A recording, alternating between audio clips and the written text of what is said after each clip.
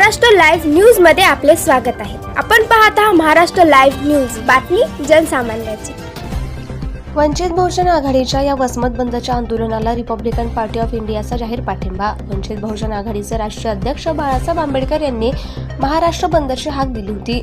वंचित बहुजन आघाडी वसमतच्या वतीने वसमत कडकडीत बंद ठेवून आंदोलन करण्यात आलं। या आंदोलनाला रिपब्लिकन पार्टी ऑफ इंडियाचे प्रदेशाध्यक्ष दिनेश हनुमंते यांनी जाहीर पाठिंबा देऊन या आंदोलनातही सक्रिय सहभागी झाले होते। बघूया आज महाराष्ट्र बंद ॲडव्होकेट बाळासाहेब आंबेडकर यांनी जो कॉल केला आहे त्या बंदला, महाराष्ट्र बंदला आमचा आरपीआयचा जाहीर पाठिंबा आहे। वर्तमान जे सरकार, मोदी सरकार आहे, या सरकारला एवढ्या मोठ्या प्रमाणामध्ये विद्यार्थ्यांवरती लाठी हल्ला सरकारने केलेला आहे।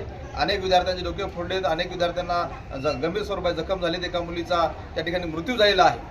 एवढं देशामध्ये अराजकता निर्माण झालेली आहे, तरी देखील सरकारच्या वतीनं कुठल्याच प्रकारची हे आंदोलन शमवण्यासाठीची चांगल्या प्रकारची पाऊल उचलला जात नाही किंवा तशा प्रकारची भावना व्यक्त केल्या जात नाही। त्याचं कारण असं आहे की आमचा देशाचा प्रधानमंत्री, आम्ही लोकांनी 2014ला एक चूक केली आहे, एका रंडक्या माणसाला प्रधानमंत्री पदावरती बसविला आहे। त्याला लेकरू नाही, बायको नाही, कशाच प्रकारचं कुटुंब नाही। त्यामुळे लेकराची काय कळवळ असते, लेकराची काय मया असते, आमच्या प्रधानमंत्र्याला माहीत नाही।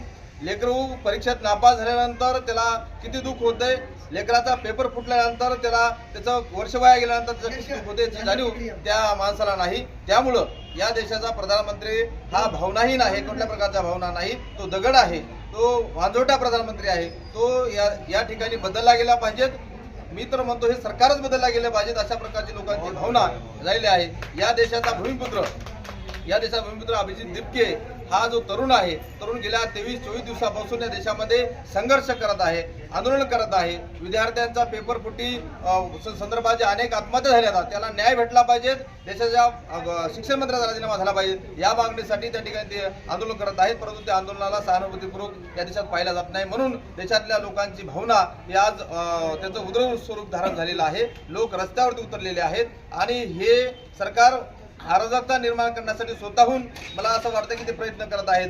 जसं इंदिरा गांधीच्या काळात इमर्जन्सी लागू झाली, तशा पद्धतीचं इमर्जन्सी इथल्या सरकार लागू करायची काय आणि त्या माध्यमातून मनवाद या देशामध्ये पेरायचे की काय, संविधानाच्या विरोधामध्ये जाऊन काय त्यांना ऍक्शन घ्यायची काय, अशा पद्धतीची आमची भावना बनलेली आहे। म्हणून या आंदोलनाच्या माध्यमातून आम्ही इथल्या सरकारचा तीव्र स्वरूपाने निषेध व्यक्त करतो। मोदी साहेबांचा आणि त्यांच्या संपूर्ण मंत्रिमंडळाचा निषेध व्यक्त करतो। जय भीम, जय भारत।